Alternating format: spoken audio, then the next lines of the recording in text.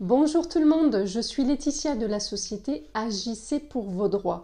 Aujourd'hui, je vais vous expliquer quelques règles encadrant la rédaction d'un testament et les possibilités dont vous disposez pour déshériter certains membres de votre famille.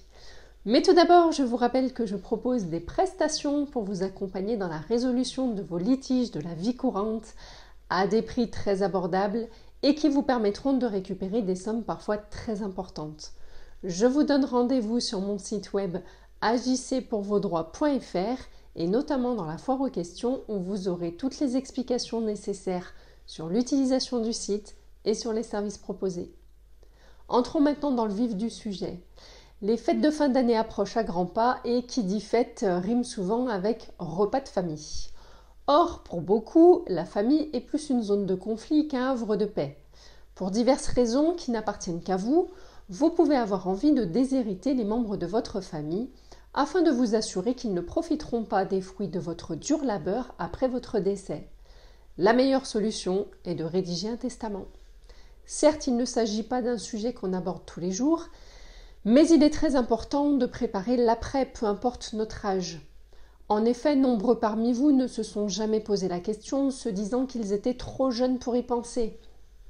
Mais n'oubliez pas que la vie ne tient qu'à un fil et que l'on peut quitter cette terre à tout moment et de façon précipitée. Vous pouvez avoir un accident, croiser le chemin d'un psychopathe ou vivre avec, ou avoir une maladie mortelle, etc. Bref, il est important de protéger votre patrimoine, même si vous n'avez pas grand-chose, afin d'éviter que de mauvaises personnes en héritent, ou si vous n'avez absolument aucune famille, pour éviter que vos biens finissent entre les mains de l'État, alors que vous auriez pu prévoir d'en faire don à des personnes ou à des associations selon vos vœux. Comment rédiger un testament ? Vous avez deux choix, soit vous le rédigez vous-même, puis vous le faites enregistrer chez un notaire. On parle alors de testament holographe prévu à l'article 970 du Code civil, soit vous le faites rédiger directement chez un notaire. On parle alors de testament authentique prévu aux articles 971 et suivants du Code civil. Il existe une troisième forme de testament prévue aux articles 976 et suivants du Code civil, c'est le testament mystique, dont le contenu est rédigé dans le strict secret, mais il est très peu utilisé. Le testament holographe a un coût beaucoup moins élevé que le testament authentique. En effet, il ne vous coûtera que des frais d'enregistrement qui sont de l'ordre d'une soixantaine d'euros, alors que le testament authentique, lui, vous coûtera dans les alentours de 135 euros.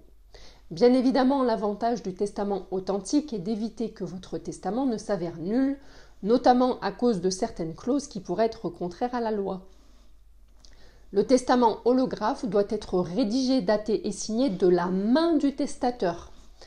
En outre, pour qu'un testament soit valide, qu'il soit holographe, authentique ou mystique, le testateur doit être saint d'esprit lors de sa rédaction, selon l'article 901 du Code civil.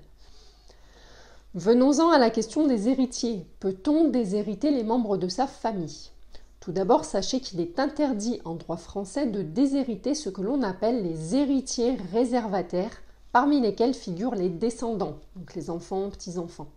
Cela en application des articles 912 et suivants du Code civil. Sachez qu'une partie de vos biens est automatiquement destinée aux héritiers réservataires.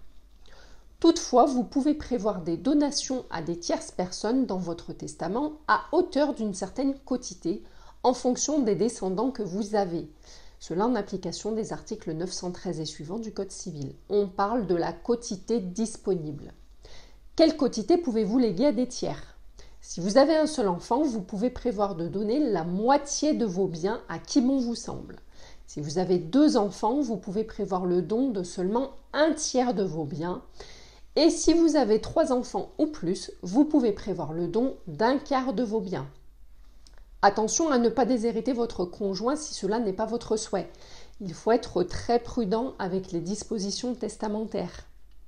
Par ailleurs, le conjoint peut lui aussi bénéficier de cette qualité d'héritier réservataire si vous n'avez aucun descendant, enfant, petits-enfants. Dans ce cas, vous pourrez léguer seulement les 3/4 de vos biens à des tiers, selon l'article 914-1 du Code civil. En dehors du cas des héritiers réservataires, descendants et conjoints si aucun descendant, Vous êtes libre de déshériter tous les autres membres de votre famille, y compris vos parents, vos frères et sœurs. Il suffit pour cela de prévoir une clause spécifique dans votre testament, prévoyant soit la liste des personnes que vous souhaitez déshériter, soit une formule plus générale si vous souhaitez déshériter la totalité des héritiers non réservataires. Quels sont les autres avantages du testament ? Au-delà des questions concernant vos biens, le testament peut être très utile si vous avez des volontés particulières que vous souhaiteriez voir appliquées après votre décès. Par exemple, si vous avez des animaux, vous pouvez désigner une personne qui les accueillera. Vous pouvez également désigner un tuteur pour vos enfants s'ils ne sont pas encore majeurs. Vous pouvez aussi décider des conditions relatives à vos funérailles, etc. Soyez très clair concernant vos volontés afin d'éviter toute mauvaise interprétation ou tout problème de compréhension. Le tout en vous assurant que vos volontés ne sont pas contraires à la loi. Enfin, sachez que vous pouvez modifier votre testament à tout moment. C'est la version la plus récente qui prévaudra. Voilà tout pour ce sujet concernant le testament. Si vous avez besoin de mes services, rendez-vous sur mon site web, notamment dans la foire aux questions pour en savoir plus sur mes prestations. Vous aider à obtenir gain de cause dans vos litiges sera un réel plaisir. Abonnez-vous, likez, partagez et à très bientôt.